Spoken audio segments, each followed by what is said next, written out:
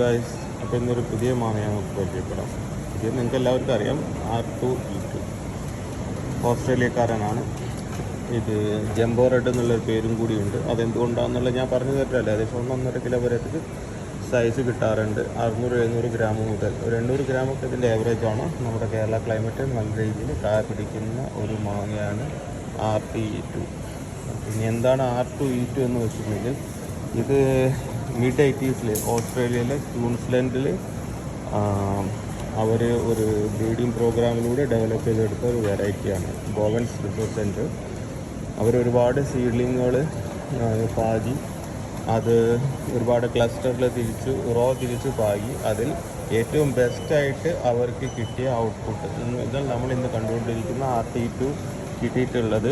Eastern ക്ലസ്റ്ററിൽ R2 രണ്ടാമത്തെ റോയിലാണ്. ആ മാവ് ഇപ്പോഴും അവിടെ നിലനിൽക്കുന്നുണ്ട് എന്നുള്ളതിൻ്റെ യാഥാർത്ഥ്യം. ഒരു 40 വർഷത്തിൽ കൂടുതൽ പ്രായമായിട്ടുണ്ടാകാം.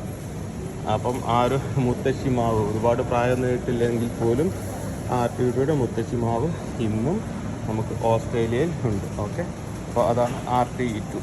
അതിനൊന്ന് പരിചയപ്പെടുത്താം എന്ന് കരുതി വന്നതാണ്. ഈ R2E2 എവിടെ നിന്ന് വന്നതാണെന്ന് എനിക്ക്, ഇത് വിയറ്റ്നാമിൽ നിന്ന് വന്ന R2E2 ആണ്. അതിൻ്റെ ക്വാളിറ്റി ഇതാ.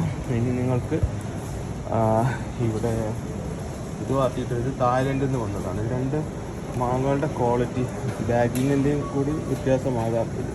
ഓക്കെ, അതുകൂടി ഒന്ന് ഇതിൻ്റെ കൂട്ടത്തിൽ ഞാനൊന്ന് കാണിച്ചു തരാം. ഓക്കെ.